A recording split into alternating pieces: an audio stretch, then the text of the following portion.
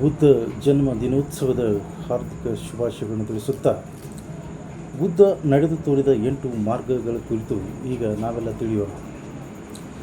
ಬುದ್ಧ ನಡೆದು ತೋರಿದ 8 ಮಾರ್ಗಗಳನ್ನು ಅರಿತು ಆಚರಿಸಿದಾಗ ಮಾತ್ರ ಮನಸ್ಸು ಪರಿಶುದ್ಧಗೊಂಡು ಬದುಕು ಸಾರ್ಥಕವಾಗಬಲ್ಲದು.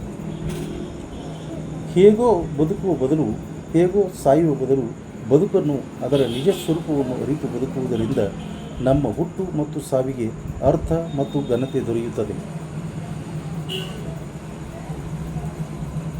ಇದೇ ನಿಬ್ಬಾನದ ಮಾರ್ಗ. ಇದರಿಂದ ನಾವು ಹುಟ್ಟು ಸಾವಿನ ಭವಚಕ್ರವನ್ನು ತಪ್ಪಿಸಿಕೊಳ್ಳಬಹುದು. ಈ ಅಷ್ಟಾಂಗ ಮಾರ್ಗವನ್ನು ಅರಿತು ಆಚರಿಸುವುದರಿಂದ ಇಲ್ಲೇ ಈಗಲೇ ಉನ್ನತ ಜೀವನ ನಮ್ಮದಾಗುತ್ತದೆ. ಯೋಗ್ಯವಾದ ದೃಷ್ಟಿ. ಮೊದಲನೆಯದು, ವಾಸ್ತವವನ್ನು ಯಾವುದೇ ಅಭಿಪ್ರಾಯಗಳನ್ನು ಇಟ್ಟುಕೊಳ್ಳದೆ ನೇರವಾಗಿ ಮುಖಾಮುಖಿಯಾಗುವುದೇ ಯೋಗ್ಯ ದೃಷ್ಟಿ. ಕಂಡದರ ಸುತ್ತ ಯಾವುದೇ ಕಥೆಯನ್ನು ಹೆಣೆಯದಿರುವುದು ಯೋಗ್ಯ ದೃಷ್ಟಿ. ಯಾಕೆಂದರೆ ಯಾವುದೇ ಅಭಿಪ್ರಾಯ ಅಥವಾ ಪೂರ್ವಾಗ್ರಹ ಇಟ್ಟುಕೊಂಡು ನಿಜವನ್ನು ಕಂಡಾಗ ನಿಜವು ಮರೆಯಾಗಿ ಆ ಅಭಿಪ್ರಾಯ ಅಥವಾ ಪೂರ್ವಾಗ್ರಹವೇ ನಿಜದಂತೆ ಭಾಸವಾಗುತ್ತದೆ. ಇದುವೇ ಇಲ್ಲಿನ ಸಮಸ್ಯೆ. ಏಕೆಂದರೆ ನಾವು ನಂಬಿದ್ದನ್ನೇ ನಿಜದಂತೆ ಕಾಣುವ ಸಾಮರ್ಥ್ಯ ಮನಸ್ಸಿಗೆ ಇರುತ್ತದೆ.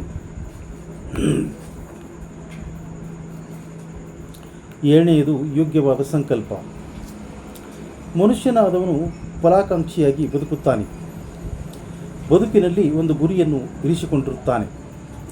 ಬದುಕು ಈ ರೀತಿಯಲ್ಲಿರಬೇಕು, ಜನಗಳು ಈ ರೀತಿಯಲ್ಲಿ ನಮ್ಮೊಂದಿಗೆ ವರ್ತಿಸಬೇಕು, ಇಲ್ಲವಾದರೆ ನನಗೆ ಸುಖವಿಲ್ಲ ಎಂದುಕೊಂಡು ಬಾಳ್ವೆ ಮಾಡುತ್ತಾನೆ. ಇದೇ ಮನುಷ್ಯ ಜಾತಿಯ ದುಃಖ ದುರಂತಗಳಿಗೆ ಮೂಲ ಕಾರಣವಾಗಿದೆ. ನಮ್ಮ ಸಂಕಲ್ಪವೇ ನಮ್ಮ ದುಃಖಕ್ಕೆ ಜನ್ಮ ನೀಡುತ್ತಿರುತ್ತದೆ. ನಿಜದೊಂದಿಗೆ ಹೋರಾಟಕ್ಕೆ ನಿಲ್ಲುವ ಉದ್ದಟತನವೇ ನಮ್ಮ ಪಾಲಿನ ದುರಂತವಾಗಿದೆ. ಕಟ್ಟ ಕಡೆಗೆ ನಿಜವೇ ಗೆಲ್ಲುವುದು ನಮ್ಮ ಸಂಕಲ್ಪಕ್ಕಲ್ಲ ಎಂಬುದನ್ನು ನಾವು ಮರೆಯಬಾರದು.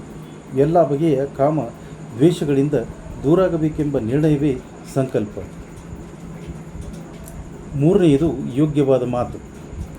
ಎಂದಿಗೂ ಸುಳ್ಳನ್ನು ನುಡಿಯದಿರುವುದು, ಚಾಡಿಗಳನ್ನು ಹೇಳದಿರುವುದು, ಪರರನ್ನು ನಿಂದಿಸದೇ ಇರುವುದು, ಮತ್ತೊಬ್ಬರಿಗೆ ಕಠಿಣವಾದ ಮಾತುಗಳನ್ನು ಆಡದೇ ಇರುವುದು ಮತ್ತು ನಿರರ್ಥಕವಾದ ಗೊಡ್ಡು ಕಾಡು ಹರಟೆಯಲ್ಲಿ ನಮ್ಮನ್ನು ನಾವು ತೊಡಗಿಸಿಕೊಳ್ಳದೇ ಇರುವುದು ಸರಿಯಾದ ಮಾತು.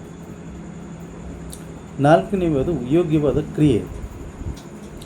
ಕೊಲ್ಲದಿರುವುದು, ಹಿಂಸಿಸದೇ ಇರುವುದು ಅಥವಾ ಯಾವುದೇ ಪ್ರಾಣಿಯ ಹತ್ಯೆ ಮಾಡದೇ ಇರುವುದು, ಕಳ್ಳತನ ಮಾಡದೇ ಇರುವುದು, ತನಗೆ ಸೇರಿದ ವಸ್ತುವನ್ನು ಬಲವಂತವಾಗಿ ಕಸಿದುಕೊಳ್ಳದೇ ಇರುವುದು, ಪರಸ್ತ್ರೀಯರು ಮತ್ತು ಕನ್ಯೆಯರೊಂದಿಗೆ ಅನೈತಿಕ ಸಂಬಂಧಗಳನ್ನು ಹೊಂದದೇ ಇರುವುದು ಸರಿಯಾದ ಕರ್ಮ. ಈ ಯೋಗ್ಯವಾದ ಬದುಕು. ಐದನೇದು, ಯೋಗ್ಯವಾದ ಬದುಕು. ಪ್ರತಿ ಮನುಷ್ಯ ತನಗೂ ಮತ್ತು ಇತರರಿಗೂ ಅನ್ಯಾಯವಾಗದಂತೆ ನ್ಯಾಯ ಮಾರ್ಗದಲ್ಲಿ ನಡೆದು ಶ್ರೇಷ್ಠ ಜೀವನವನ್ನು ನಡೆಸುವುದು, ಸುಳ್ಳು, ಮೋಸ ಮತ್ತು ಕಳ್ಳತನವನ್ನು ಮಾಡದೇ ಇರುವುದು, ಕಳ್ಳತನದಿಂದ ಸಂಪಾದಿಸದೇ ಇರುವುದು, ಲೋಪದೋಷಗಳಿಂದ ಕೂಡಿದ ಮಾರ್ಗವನ್ನು ತ್ಯಜಿಸಿ ಸತ್ಯದ ಬೆಳಕಿನಲ್ಲಿ ಧರ್ಮದ ದಾರಿಯಲ್ಲಿ ಉಪಜೀವನ ನಡೆಸುತ್ತಾ ಮುನ್ನಡೆಯುವುದೇ ಸರಿಯಾದ ಜೀವನ. ಆರನೆಯದು, ಯೋಗ್ಯವಾದ ಪ್ರಯತ್ನ. ಸರಿಯಾದ ಪ್ರಯತ್ನ ಎಂದರೆ ಪಾಪವಿಧವಾದ ಅಕುಶಲ ಭಾವನೆ ಹುಟ್ಟಿದರೂ ಅದರಂತೆ ವರ್ತಿಸದೆ ಮನಸ್ಸನ್ನು ದೃಢವಾಗಿ ಇಟ್ಟುಕೊಳ್ಳುವುದು. ಅದೇ ರೀತಿ ಕುಶಲ ಭಾವನೆಗಳು ಉದಯಿಸುವಂತೆ ಪ್ರಯತ್ನಿಸುವುದು. ಉದಯಿಸಿದ ಭಾವನೆಯು ಅಳಿಯದಂತೆ ಮತ್ತು ವೃದ್ಧಿಸುವಂತೆ ಮನಸ್ಸಿನ ದೃಢತೆಯನ್ನು ಸಾಧಿಸುವುದೇ ಆಗಿದೆ. ಏಳನೆಯದು, ಯೋಗ್ಯವಾದ ಎಚ್ಚರ.